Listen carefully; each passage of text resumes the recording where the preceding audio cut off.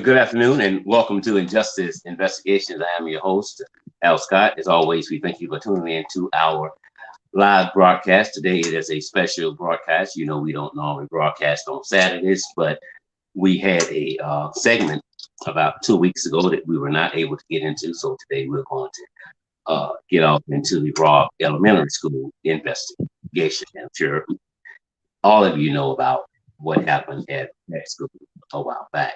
So we're going to look at what happened, what's going on now, and what's not going on. Naturally, we're going to focus on the alleged shooter. However, we won't give him too much attention this evening because I've invited my good friend from the Real News Behind the News, Robert R. Thomas Jr., here with me this evening. And so we're going to focus on law enforcement, their response, not just what the report says went wrong, but if there are other things that Robert Thomas sees that went wrong, could have been done better. So again, thank you for tuning in to our broadcast tonight. Miss Smith, I love you big time. You're always on point. I appreciate your genuine support and love for what I do, and that is from my heart to yours. My good friend, Robert R. Thomas Jr., again from the Real News Behind the News. Brother, I thank you so much for coming on today. I really do, brother. No, I thank you for the opportunity, big brother. You know, you always been a big brother to me, man. And I think the true mark of true friendship is when you can have disagreements, but you still come back like family and friends. And you and I have been doing this thing for a long time, Alfonso. You started me in this thing, so I have to pay homage. I bow down and pay homage. But no, I'm honored to be here with you. Amen. And I'm honored to have you here, brother. As he said, you know, we disagree on a lot of things, but uh, I think that's what makes us work so well together, you know, because we value one another's opinion, whether we agree with them or not. Sometimes he can say some things and I go back and like, yeah, I think Robert might have been right, you know. So we're just like family. Today, uh, before we get to the school, Robert, I just want to talk a bit on Donald Trump, my good friend. It wouldn't be a show if I didn't speak on my good friend Donald Trump, and I would love to have your Can you input hear on. me? Hold on. Can you hear me? Yes, Hold on. sir. Yeah, I just want to make sure. Now I see something on my screen, but go ahead. I'm sorry to interrupt you. Okay, no, you're fine. So we're going to speak about Donald Trump, the threat to democracy, what he is being accused of doing, and the Republicans and others' response to the FBI raiding uh, Donald Trump's home in Florida, uh, Mhm. Mar-a-Lago. Now, they said the search warrant, Rob, is unprecedented. It has never ever happened. So they had to proceed with caution and make sure that they were following the law to the T.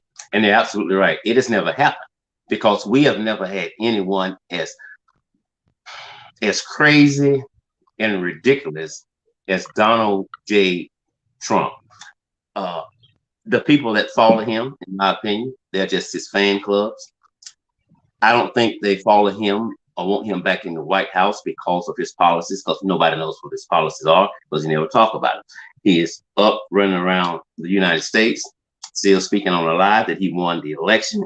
If he really cared about the country, he would open his mouth up and speak on the issues that's going on within this country instead of going around speaking inciting riots. So the Republicans are demanding that the Department of Justice be very transparent into why they felt it was necessary to go into Trump's home. Well, here's the thing. For a minute, him and his attorney somewhat cooperated, and things changed. So they know the law, the Republicans. They know the law. The Democrats know the law. When you are no longer cooperating with us, then you leave us no other choice but to come in unannounced, so to say, and get what we know that we need because you're not going to turn that information over to us. Now, I believe if they knew, they didn't think, they knew beyond a shadow of a doubt that what they was looking for was not only in his home, they knew exactly where to go to find those evidence. So I believe that somebody is extremely close to Trump, somebody he trusts, is speaking with the FBI. Some say it's his wife.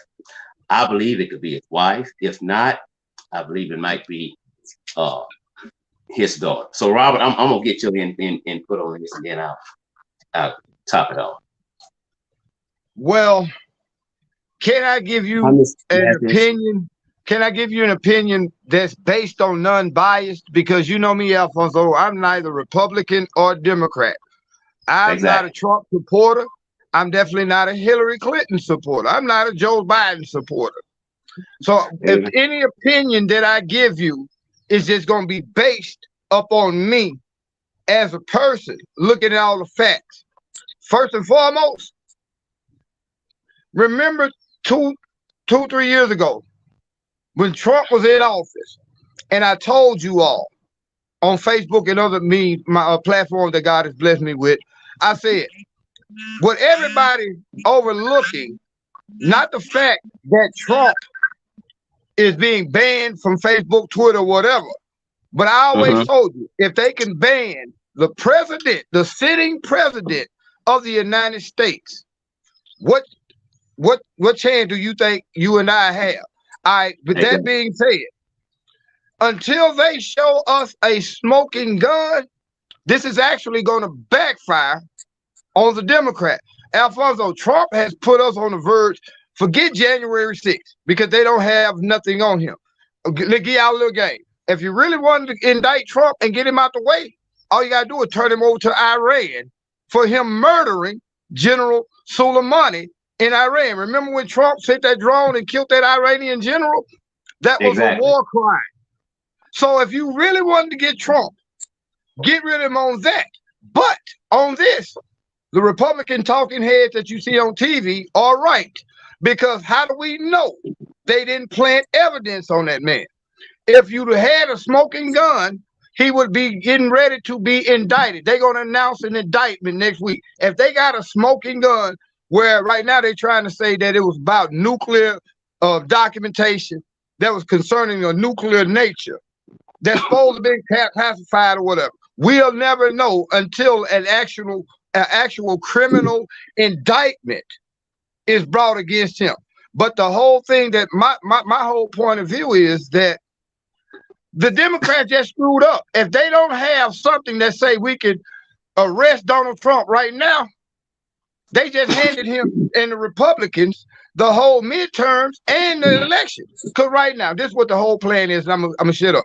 The whole plan is the Democrats know that Joe Biden cannot even say his ABCs right now. He should not have the key to nuclear weapons. He should not even have the key to a bicycle lock. We all know. Now, what Trump did was no different than what Hillary Clinton did. Actually, what Clinton did is worse. But it goes back to a two-tier justice system where you and I now, since they the FBI is raiding the house of the president, what they say for black people now? We're going to be able to do, if we can raid the house of the president, a former president, nigga, what you Negroes think we're going to do to you all. So I look at things on a bigger picture.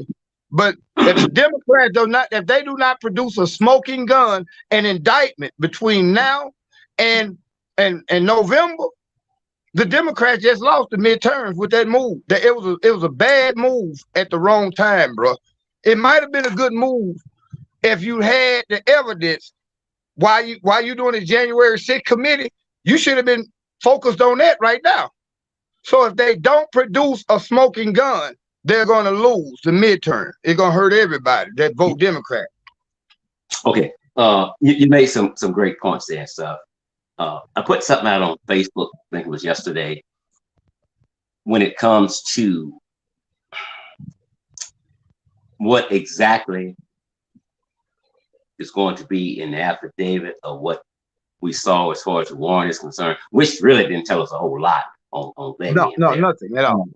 Right. Yeah, we didn't get nothing. But I I don't think it's a issue about Democrats. I don't think it's an issue about the Republicans. I think it's an issue about the law.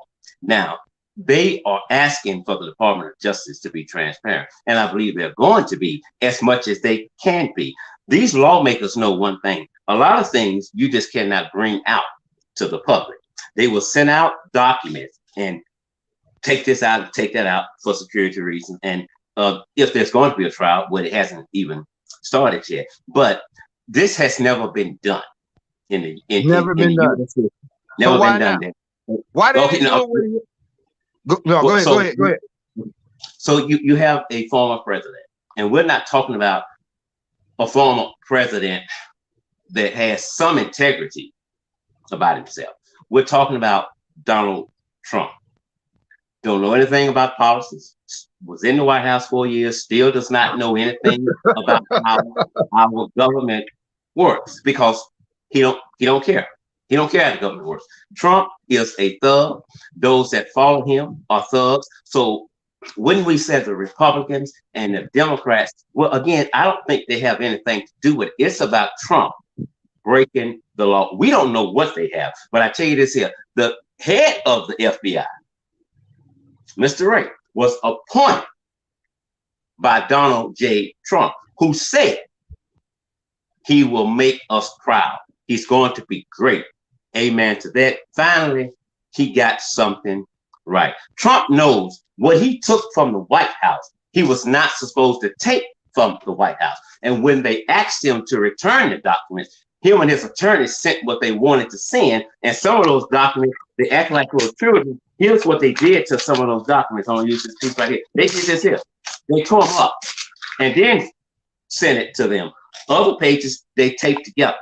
Trump is coming out trying to rattle people up again.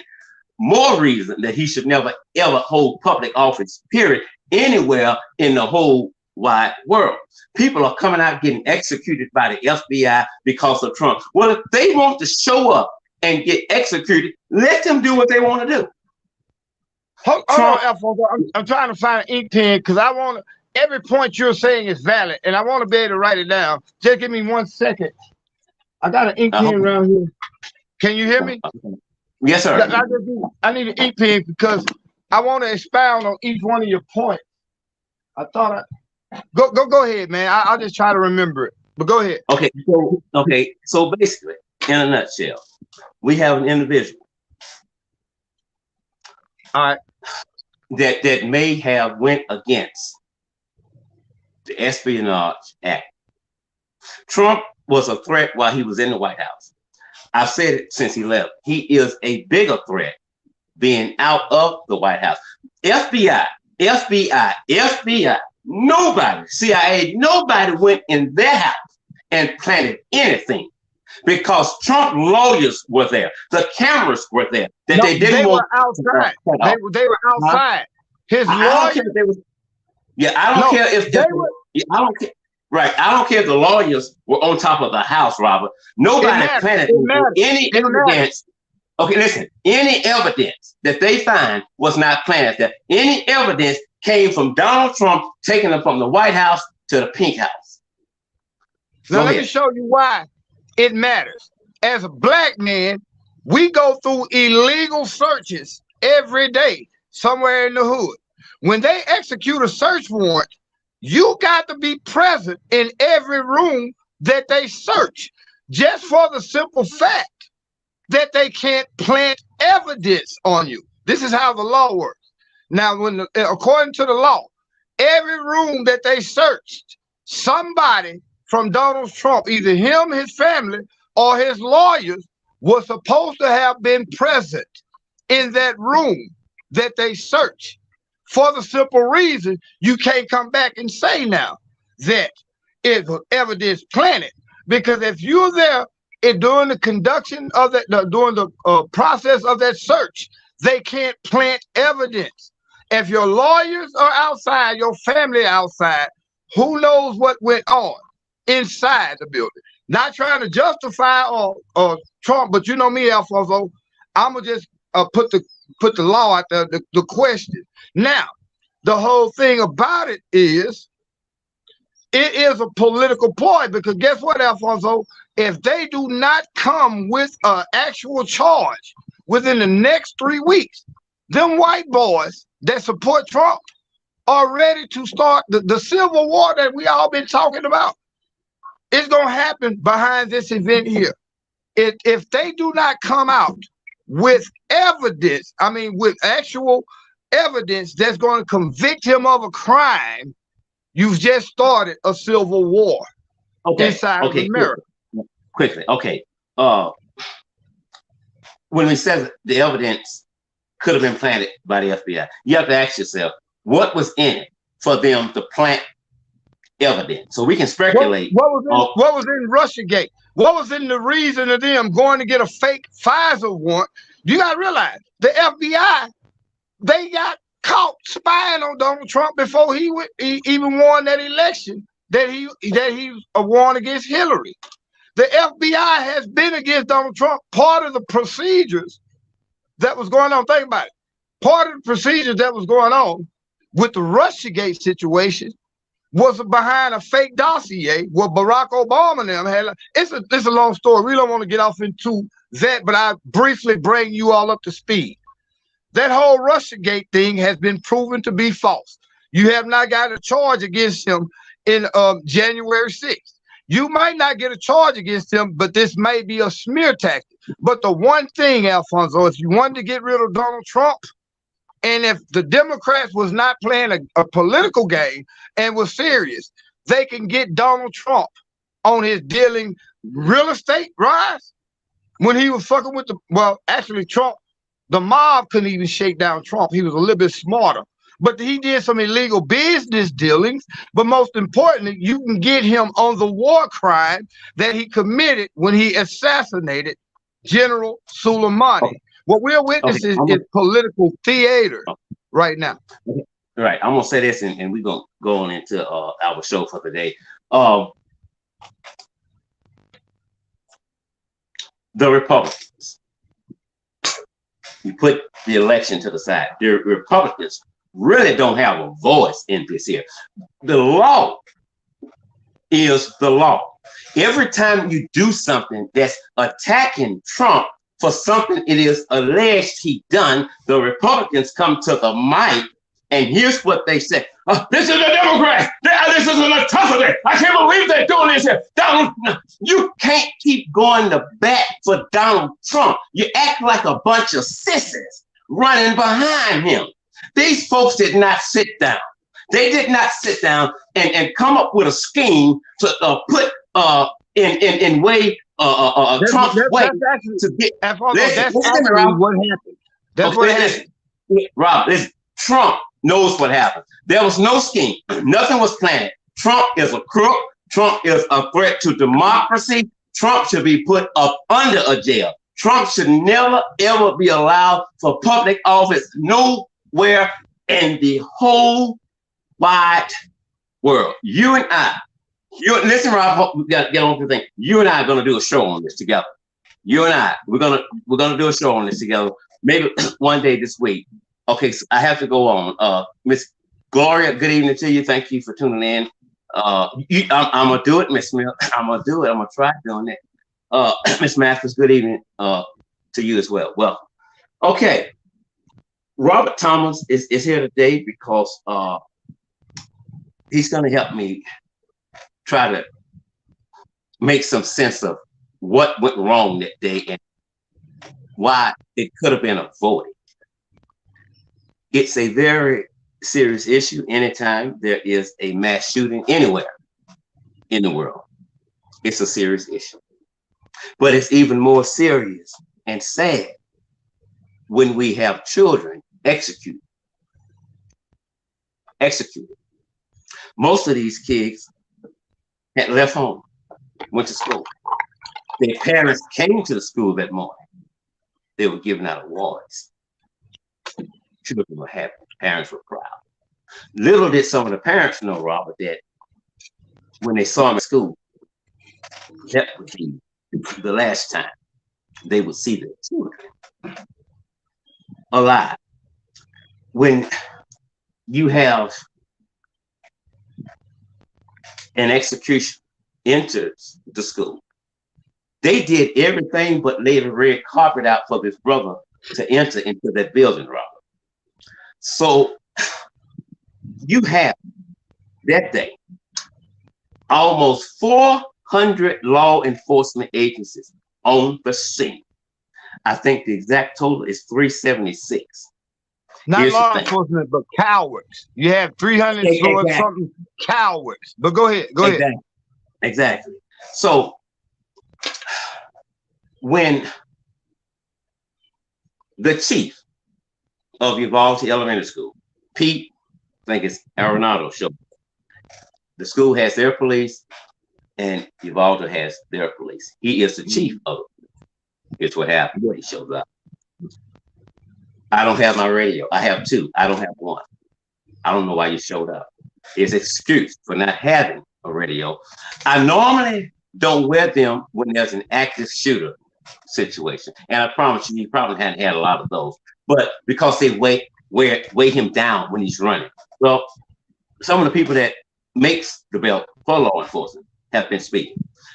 The belt is designed to carry multiple radios for when you're running after someone. So when he shows up on the scene, he says, stand down, don't do anything.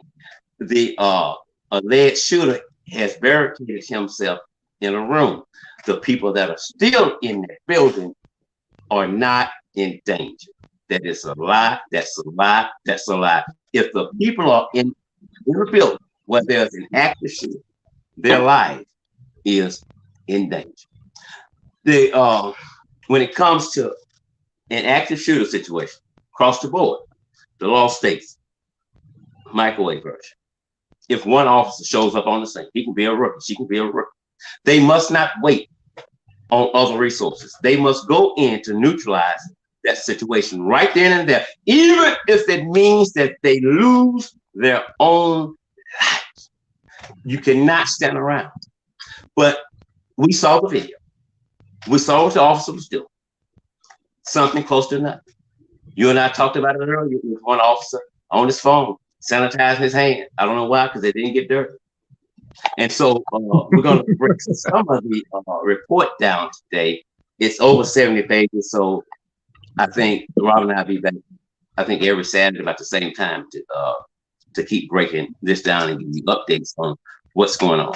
But I thought before we get into the report, I don't think an officer that was in that building should be waking up, putting on a badge, a uniform, and a gun.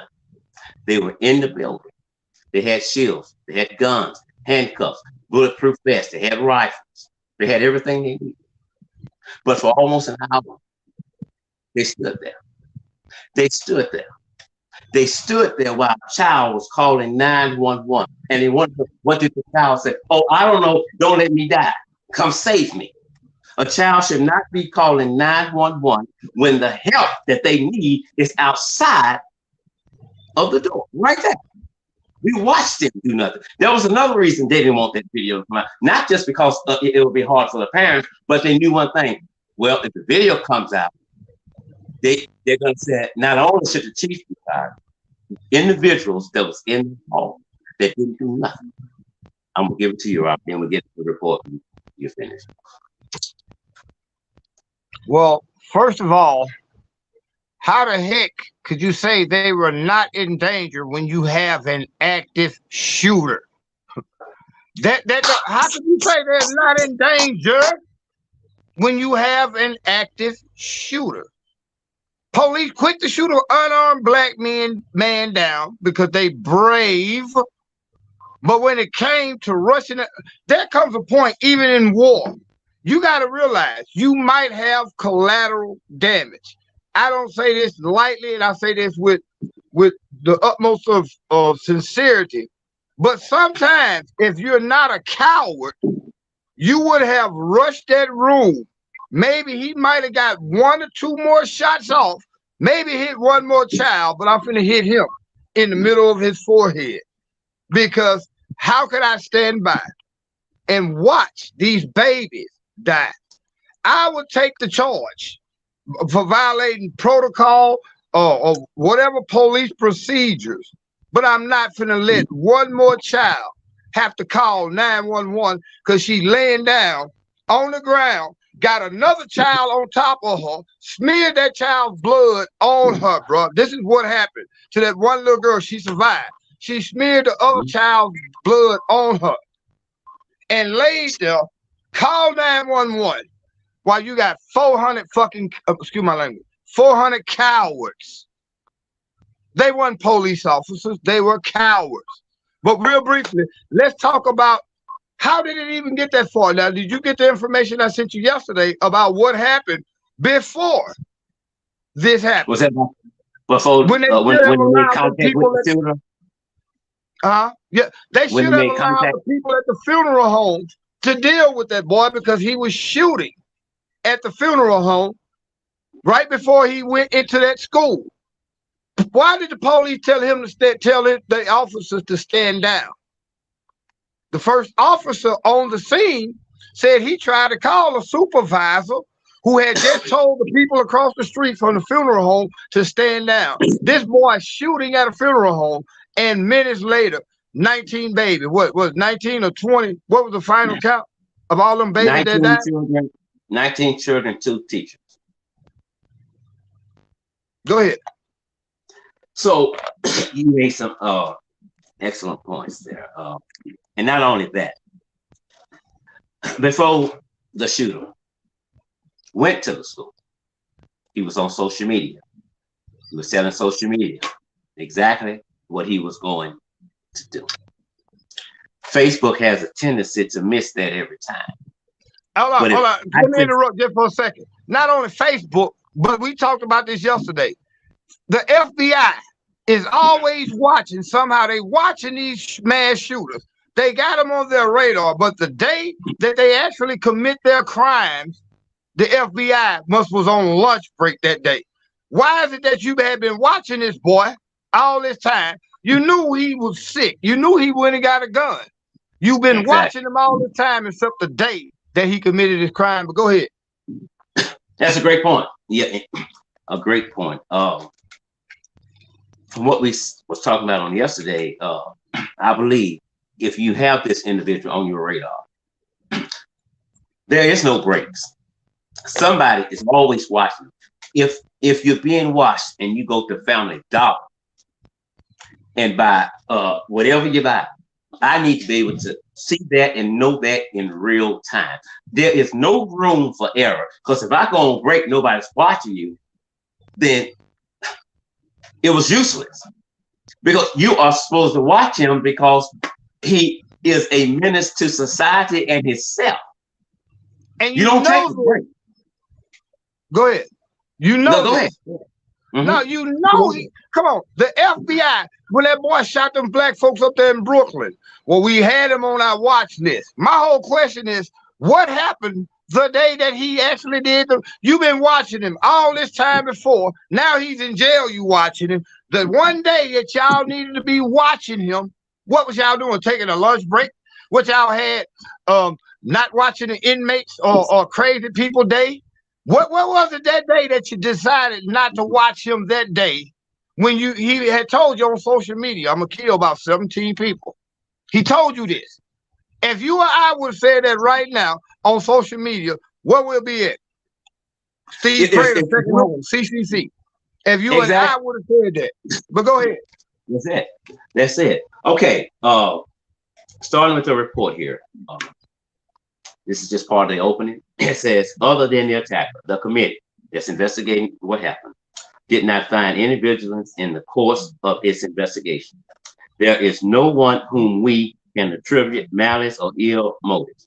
Instead, we found systematic failure, poor decision making. We recognize that the impact of this tragedy is felt most profoundly by the people of Uvalde in ways we cannot fully comprehend. The doors has always been a problem. They didn't lock. Some locked, but you had to double check it to make sure the door was locked. The chief said, every time I tried a key, before I tried that key, I prayed. We know now God didn't answer that. And I think God did not answer that because the door 111, I think 211, they weren't locked. Wait a All they minute, had to who do said? was Wait a minute, who said that they prayed every time they tried the key? Who the actually chief, said that? Who? Chief Pete, the chief, Wait a minute. the chief of the Don't school. these schools supposed to go through fire inspections and all that? So you had a breakdown in the system from Jump Street. But go ahead. That's it. That's it. That's it. Here's what the investigation says. They said the school district did not treat the maintenance of doors and locks with appropriate urgency. In particular, staff and students widely knew the door to one of the victimized classrooms, room 111, was ordinarily unsecured and accessible from room 111. What page you on, 111. Alfonso? Let me know real quick. Let me know what page you on. Drop down to page 6. Page 6. Drop down to page 6. Okay. All right, hold on. All right, I'm on page 6. Go ahead. I'll find it. Okay. Okay, it's going to be the second paragraph on 6. The school district. There's a page with Texas on it, right? Exactly. It says the school district. It's the last piece, I think, before they get into the investigation, I think. All right, go ahead. I'll find it. Go ahead. Sorry to interrupt. Right. So, no, you're good. And the school district police had specifically warned the teacher about leaving a door open, leaving a door propped open. The problem with locking the door had been reported to school administration, yet no one placed a written work order for a repair. Other factors delayed the reporting of the threat to the campus to law enforcement. Low quality internet services, poor mobile phone coverage. If the alert had reached more teachers sooner, it is likely that more could have been done to protect them and the students. Okay, we know they fired the teacher, brought her back. They brought her back. The chief placed on leave. Nothing's going on. 3 weeks ago, they called a special meeting to talk about his termination. That was canceled. So my thing is this: we're prolonging holding people accountable because we don't want to hold people accountable. And many did not want that video to be public because if it goes public, those that are speaking so boldly now, like the mayor, would have to realize one thing: they're gonna ask for my keys too. I'm gonna have to, because everybody knew about it. Nobody did anything about it. So not to do nothing and know that there was a serious problem with security at that school is a serious issue with me. And you keep trying not to hold anyone accountable in hopes that it would die down. It's never going to die down. You watch officers. Go ahead. The cover-up is always worse than the crime. But go ahead. I'll explain it in a minute. That's it. That's it. It is indeed that. The shooter let off approximately 142 rounds inside the building. It is almost certain that his rapid fire over 100 of those rounds before an officer entered. But now, once the officers entered Robert, it was like they were never there. Yeah. Kids, the little girl like you talked about, I don't know, wouldn't expect for a child to be that smart. No disrespect intended here, but to take blood from a dead body and put it on you and close your eyes and to play dead. So when he see you, he would think, I already shot them, she did. She did. We finally go in after almost an hour and take the shooter out. I don't know if they did that. It could have been a self-inflicted gunshot wound. I don't know. Here's what I do know. That 376 officers must be held accountable for doing nothing. Did we not learn anything, Robert, through the killing of George Floyd, when those other officers stood there and did nothing? I don't care if this is your first day on the job. Common sense should come in to somebody and rush in and say the kids had no vests, they had no guns, no rifles, no shield. They had nothing. A mother, we talked about her yesterday, had nothing. You cannot stop me. I'm going to get my. She did what the cops should have done time they got there. I'm gonna give it to you. And right now, the cops are harassing that woman, trying to intimidate her and to keep her from telling her story, because she went in there. A couple of them cops went in there and got their kids.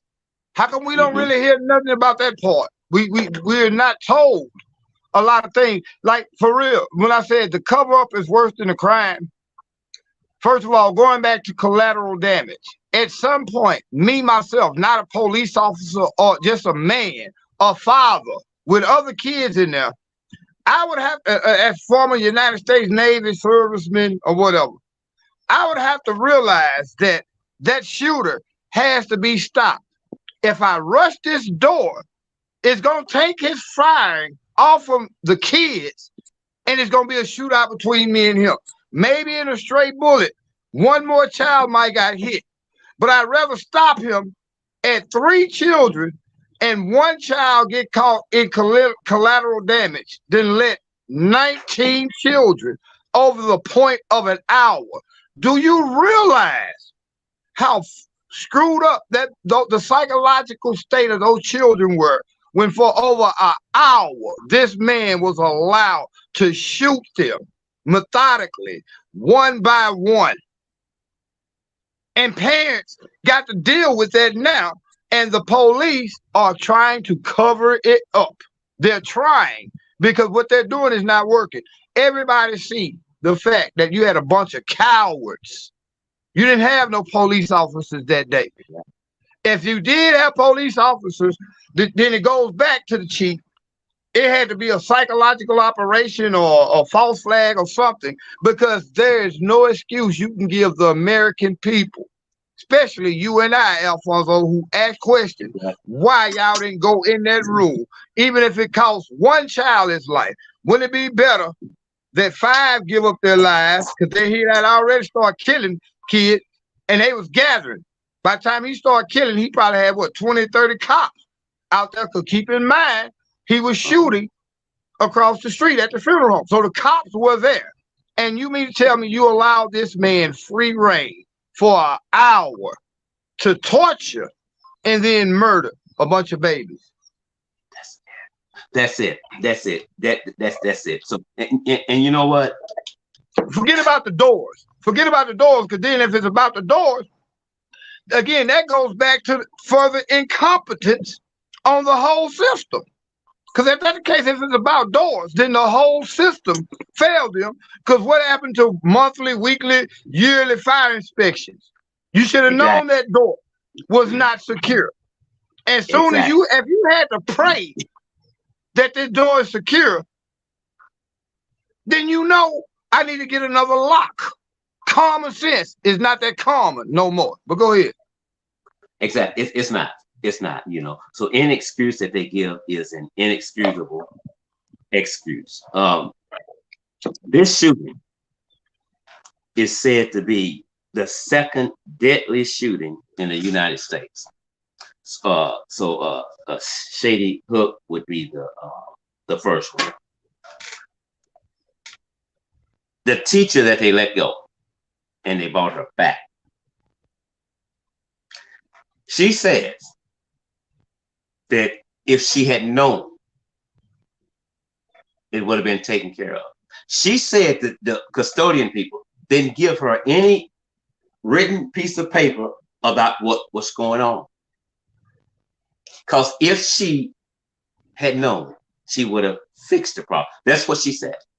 She said that was room 111 2022 worked. It worked because she tried it the night before. It makes no sense. If she had tried it the night before, she would have knew that there was a problem there. So she didn't do her job. She cannot just rely on maintenance to tell her blase, blase. She is the head of that school as principal. You have to protect her. What's that, Robert?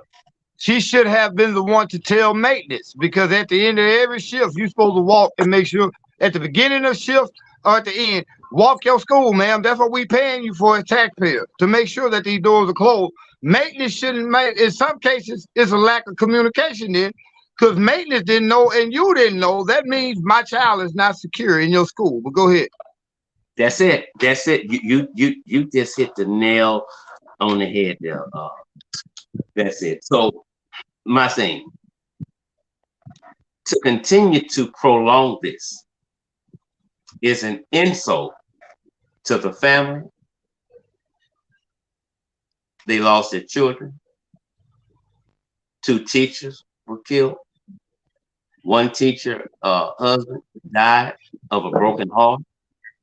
The things that happened that day should not have happened. But, and I know next Saturday we'll get into him. But my biggest thing today is law enforcement. Even the doctor said, if some of the patients, if some of those wounded had gotten here soon, it's possible we could have saved their lives if they had gotten here sooner.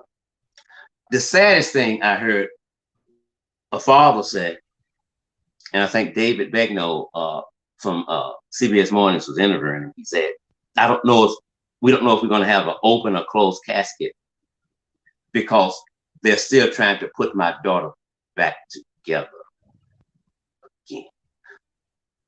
There were body parts everywhere. Robert, this could have been eliminated time they walked in there.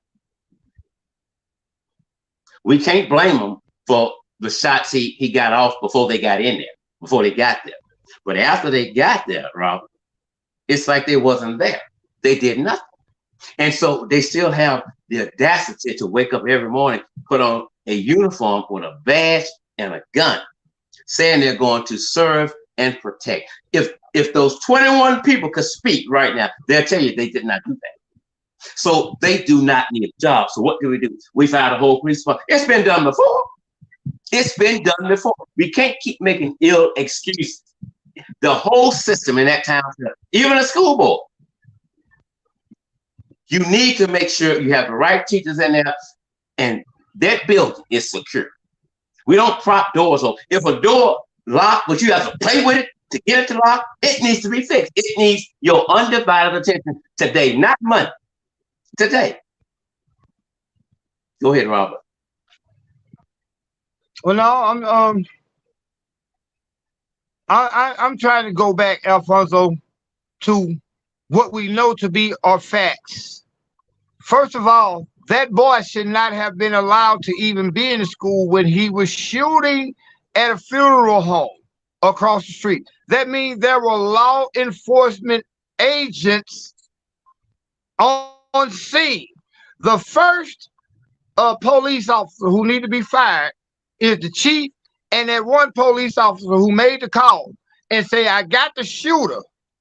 He was actually talking about the shooter from across the street. He's in the school. He's in the school. Should I take the shot? And nobody answered his call. So guess what? He didn't take the shot. At what point would you or I have said, this boy was just shooting across the street at a funeral home. He in this school with these kids.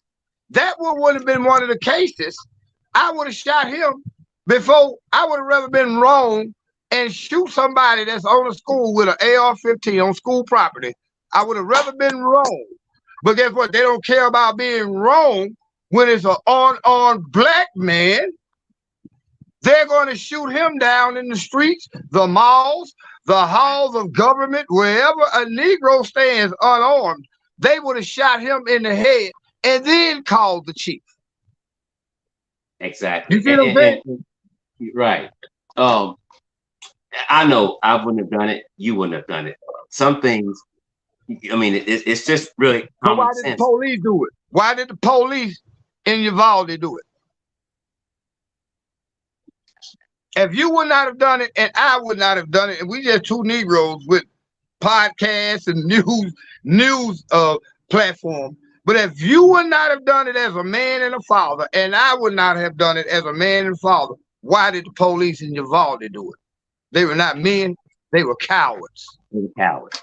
Look, very, very powerful statement. That I totally agree with it. And we don't need cowards carrying a badge and a gun. We don't need cowards.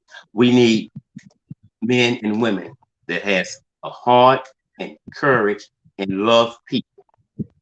I don't have time to contact my supervisor and ask him or her, can I take the shot? While I'm contemplating that, and then I try to make the call. Do you know how many people could have died? By him waiting on that supervisor, we know for a fact, by him waiting on that supervisor, instead of taking that shot, at least 19 children died. That's the consequences of not doing what a man. I know this dude just shot down, but they told him to stand down. Now, I'm not going to even go down a conspiracy theory rabbit hole because I believe it was something bigger. But you fired across the street. This is public record. We know for a fact there were police on the scene before that boy even went into that school, man, because he was shooting across the street. This boy didn't care who he killed that day. But it just so happened that 19 innocent babies were murdered when one man saw the boy going into the school, just got through shooting across the street, screw the chief of police. I'll take this. No, I ain't gonna say I'll take this 30-year charge, because if you ever been to prison, you don't want to go to prison for 30 years. But I'll take now, because in the public law, in the public courtroom, the citizens would not allow me to be tried because I saved 19 babies by shooting that boy in the head before he first walked in there. Go ahead. That's it. That is it. Just about every agency said they didn't know who was in charge. Nobody knew who was in charge. Okay, well, right now, I don't care who's in charge. You know you're not. You take the lead and do the right thing. We should have let the black, they need to disband their whole police department and let the Black Panthers become the police, because they would have knew what to do at that moment. So if y'all police department so inept and so incompetent that nobody knew, I don't care who in charge, I got an active shooter. I don't care who in charge. Get him out right now. Guess who's in charge? The shooter. Come on with That's who was in charge that day. Go ahead. That's it.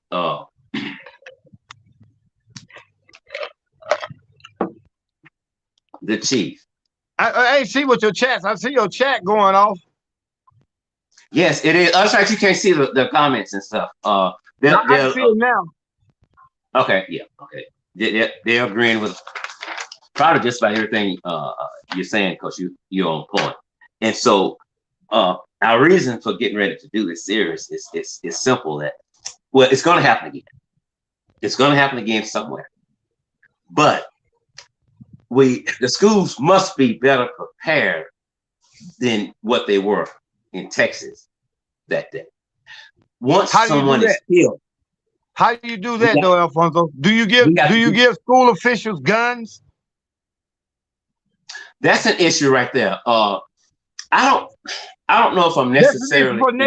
That's an issue for next show. Go ahead, finish what you were saying. But that's an issue for next show. Go ahead. Okay, that's a good point. That's a good point, and we'll do it on the next one. But yeah, So, and that's another issue, though. That we must start arming our people. Okay, someone. Hello, Mr. Scott and Robert. I am the head custodian at a middle school, and I had a door that was messed up. I called maintenance and told them they needed to come and fix it, and they did. You know what, Fowler, if you can, I think the call-in number is up there. If you would like to, I would love for you to call in and talk to us about what you did. And I commend you for that. That is the way to handle that, because it means that you have their interest in your heart. You don't want nothing to go wrong, because it doesn't do any good to educate them, and then somebody gonna come in and kill them when it could have been avoided. So the calling number is 318-946-4071. 318-946-4071. Go ahead, Robert. I don't have to stop, because we only had this show scheduled for an hour. I can go at least another 30, 40 minutes, man. Just give me 2 seconds to go get another cup of water. I can go for a little bit longer, man, because this show's starting to get interesting. Go, yeah, we can go. Give me 2 seconds. 2 seconds. Let me put some water in here. Yes, sir, Robert. God bless the children that's got that. Everyone, in my opinion, must be held accountable. No one can be overlooked. Family members, friends, husband, wife, you all failed the kids and the teachers that day. The kids had no weapons. They couldn't defend themselves. He tells them, you're going to die today. Can you imagine what was registering through those kids' mind when a stranger comes in with a gun and tells them they're going to die today? I want mommy. I want daddy. Okay. Nobody's coming in there. I think when it first came out, Good Morning America, they blocked the sound out. Good afternoon. You're live on air. What's your name and where you calling from? This is Dr. Fowler, and I'm calling from Georgia. You told me to call. Yes. Good afternoon, Ms. Fowler. I thank you so much for calling in. You know what you did? I mean, you should be awarded for that, because that right there can make a difference between life and death. Well, part of my job, I'm the lead custodian of the middle school, mm-hmm. and part of my job is to make sure that the doors are open when the kids come in, and to make sure that they're locked when school starts. As soon as the last person comes in, make sure that they're locked. That's part of our protocols because of all the school shootings. Yes, ma'am. Then, I mean, you're going to have a few kids that come in later, but as long as they're locked. There mm-hmm. was an incident that where the way it's secured, there's glass everywhere. So, but the one that the door the kids come in, mm-hmm. it got to the point where all you had to do was pull it hard and it would open. Okay. Which is not good. Exactly. So, I let my principal know what was going on. Maintenance, I just told maintenance, that we need to fix these doors. And they came and they fixed them. I mean, the principal our principal's office does supposed to have a work order, so that if anything goes wrong, they can call maintenance for anything. The custodians can call maintenance for anything. If we see some suspicious, now we have these little badges, like everybody has one. Mm-hmm. And they have certain codes, like if you press it 3 times, it's for a fight. If you press it more than 6 or 7 times, that means there's somebody suspicious, or it could be a fire, whatever, or an active shooter. I like that. Once it's mashed, it already tells them who mashed it and where we're located. If you mash it 6 or 7 times, the fire department, the police, everybody is coming. So, that's how they do the protocols. And plus, for us, school started last Friday. Okay. So a couple of days before everybody has a board meeting or whatever in the beginning of the year, and they have a simulation of an actual school shooting, but it's at the school. And they have the police, and they have all these certain people, you know, they fix you up like you've been shot and all this other stuff. And they actually do like gunfire, and you actually think it's at your school, and it's not good to hear. I know. It is not. I mean, it'll change you. And I mean, they even got to the point if there is an active shooter, and somebody's out there and they're begging for help, you can't let them in. You just can't. Which is a sad part. It's sad, but I can agree with that, and I know why they won't do it, and it is sad, but I understand. I do too. Let me ask you this: have you ever just taken it upon yourself to just, without a work order, just go down the hall and check doors? Oh yes. We've actually had doors where if we needed to get in, we couldn't even get in them because they were messed up. But we have new locks, especially the main doors. Mm-hmm. We have like a little thing with a hole in it where we can unlock them and lock them, push the thing in and lock them back. So we can lock our doors unlock them and lock them from the inside. I like that. I like that. Let me ask you this. Do you think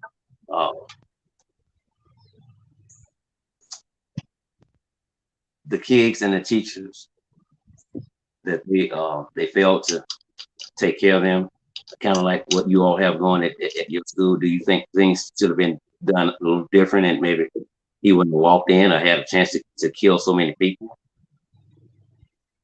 I feel like we have to close our doors at all times. When the last child comes in, we have to close our doors, and they are supposed to stay locked. I feel like maybe the teachers thought that, like the door at the end where she saw what was going on and she closed it. Yes, ma'am. And she thought that it was locked, and he just walked on in.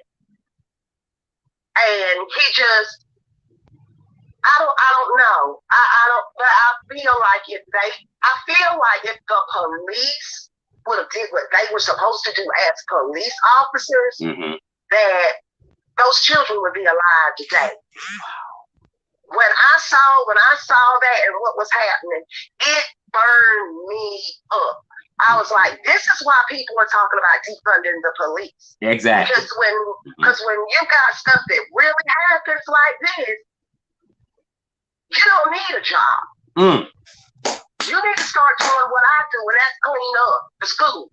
That's it. If you don't want to do your job, you shouldn't be there. I agree. And it got to the point where I don't even trust the police anymore. I don't. Miss Flowers. My job, I clean up the school, but I also got to keep you safe. Because I want you to go back to your moms and dads. I don't want you to go to a funeral home or a hospital. That's my philosophy. Exactly. I think Miss Flowers, just a question. As a parent in those situations, because I'm pretty sure about you being in the school system, you felt that different than a lot of us felt it, who are, just bloggers or just other people living somewhere else. As a parent, do you think it would have been hard for you to stand by and knowing that those babies were systematically being slaughtered and not try to do something? Whereas again, in the police case, as parents, they did nothing. But how would you, as a parent, do you feel like you would have tried to had to do something? Or how would you have felt in that situation being a member of a school or system somewhere? How would you feel? I would have felt like I had to do something. Because if they didn't want me to do anything, I wouldn't be wearing that white badge with my name on it. told I have to do something. If it's nothing but mash the button, I have to do something. And the police did nothing. People are when they pull up, I have a lot of things to do on the job. But if I see somebody looking strange, because we've had a stranger come and just walk through the house. We've had that happen. Oh, God. I've got to do something. I've got to. And as a parent, I don't want that, happening to my child. So, I tell all of them, they're just like my kids. Even though they're not, they're just like my kids. I'm going to try to save them like I would try to save my son.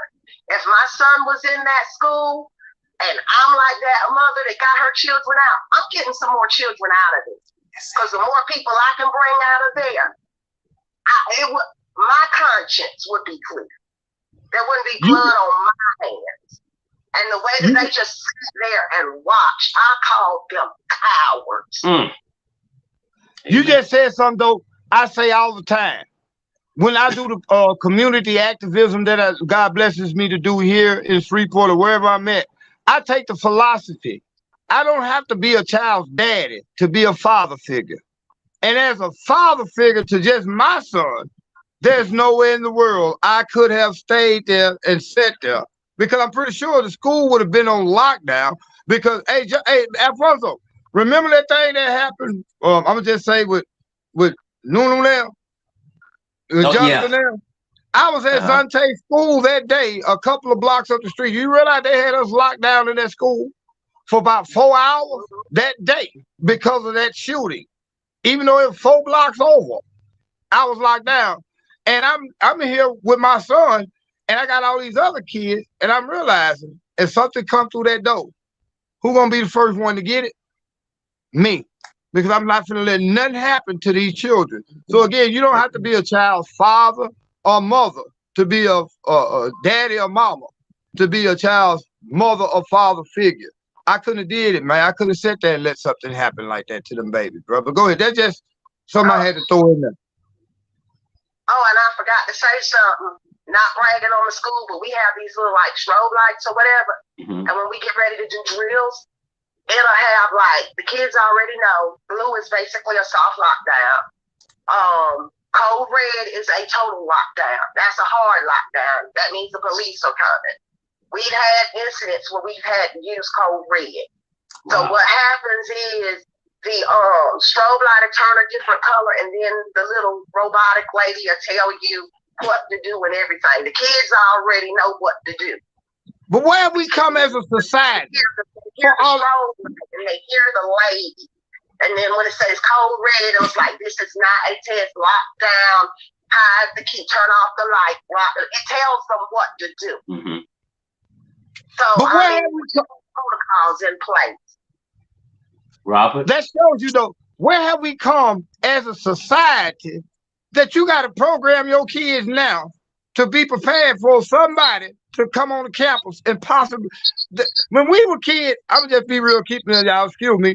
But when we were kids in high school or whatever, it was just some niggas fight. Now these kids got, like you said, they got strobe lights to tell them when the police are coming. This is just a drill.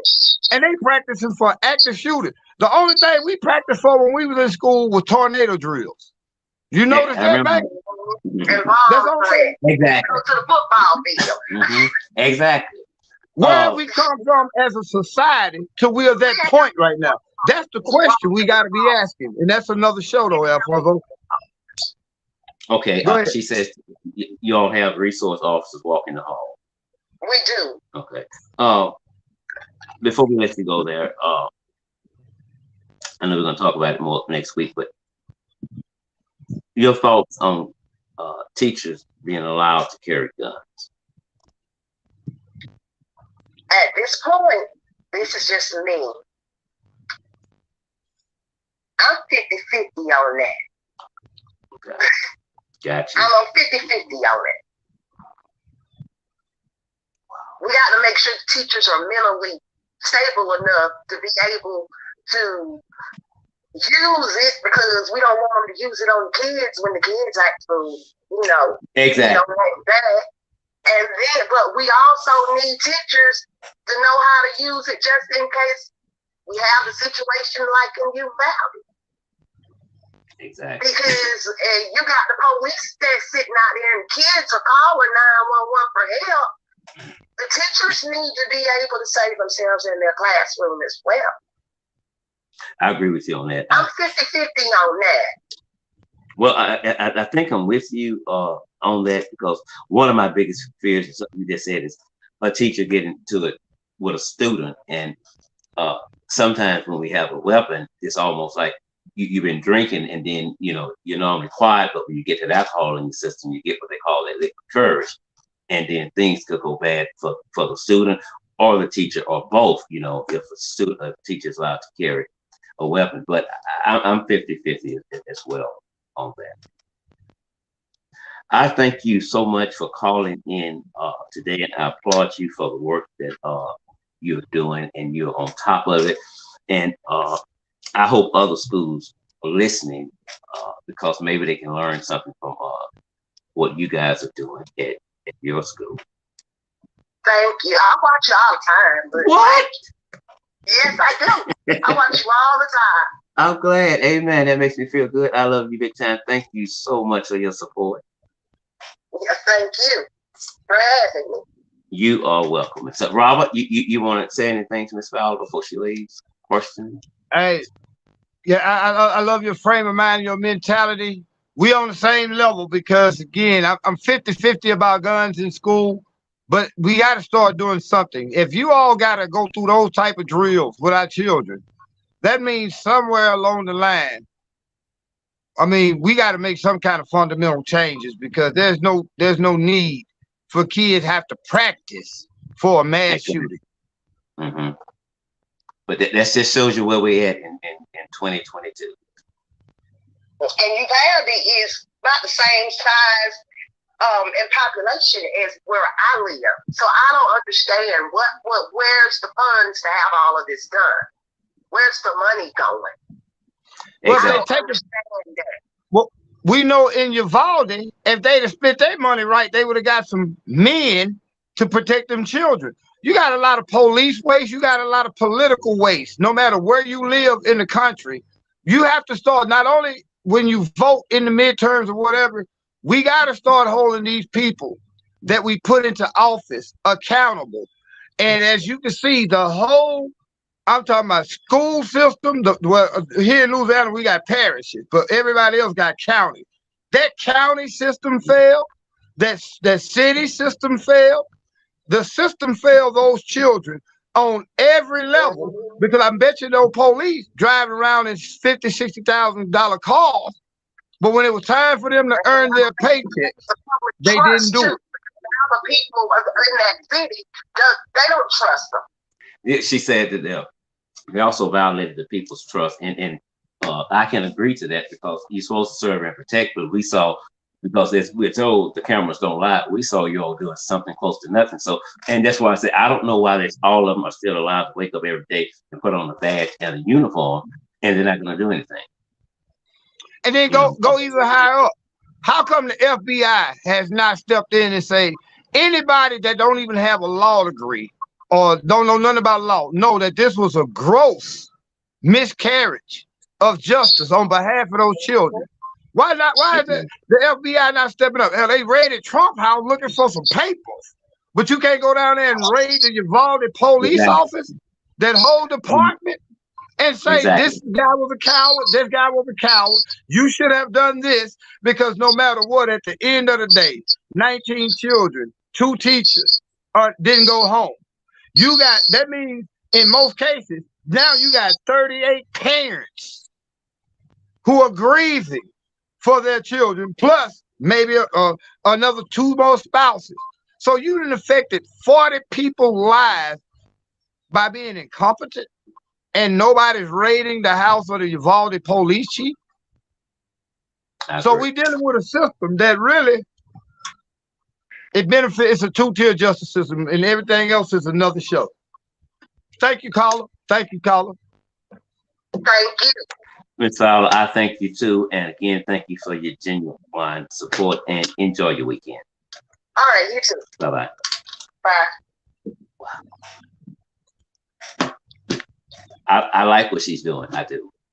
I like what she's doing. I can applaud her for that. Okay, we got to get out of here. We'll be back next Saturday. I don't know if it's going to be 1 or 2, but Robert and I get on that later on in the week to come, and we'll put the post out.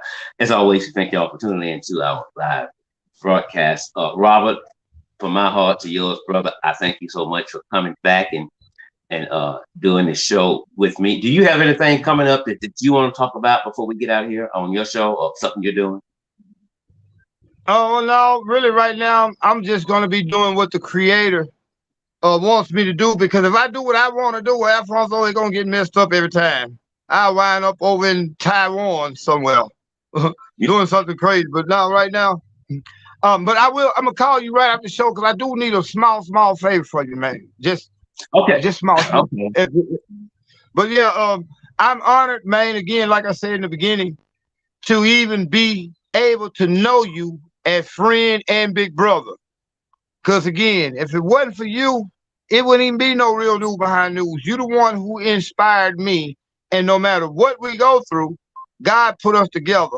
Whereas to the point we like now, even though we don't have the same blood flowing through our veins, we brothers, man. We family. So it's always good to be back messing with you, bro. And look, I'm in agreement with everything you said, because I feel the same way. I watched this brother, for those of you who don't know, for about 2 years on Facebook. I never commented on anything he said. I never hit like. Never. I watched him because of the things that he was saying, and a lot of things he was saying would anger some people. And it's because he was coming at issues from a different perspective. But once you've been programmed one way, anything comes is contrary to that, and they don't believe you. And so finally, I think I inboxed him and asked him to come on the show. And I think the first show we did together, was it on President Obama? I can't think about I can't remember what it was. I can't remember, because we had so many great shows that it's hard to remember the first show. It's hard to remember. Exactly. I think it might have been before Obama. I don't know. Because we've been rolling for what, about 7, 8, 9 years now? Yeah, probably close to 10, Robert. Yeah, I think. Yeah. And stuff. Okay, we got to get out of here, y'all. If you like what we're doing, please share the video. If you're financially able, the Cash App link is up there. #AnyMageBoy. Please support the show if you're able to do so. We thank you all for tuning in, and be Lord willing, we will see you all next Saturday. Remember, I'm not always right, and you're not always wrong. I'm Al Scott with the Justice Investigation. Robert, love you big time, brother. Love you too, kinfolk. I'm finna call you real quick, man. Okay, gotcha. Y'all have a good evening. All right, y'all be blessed. Thanks for having me. Y'all be blessed.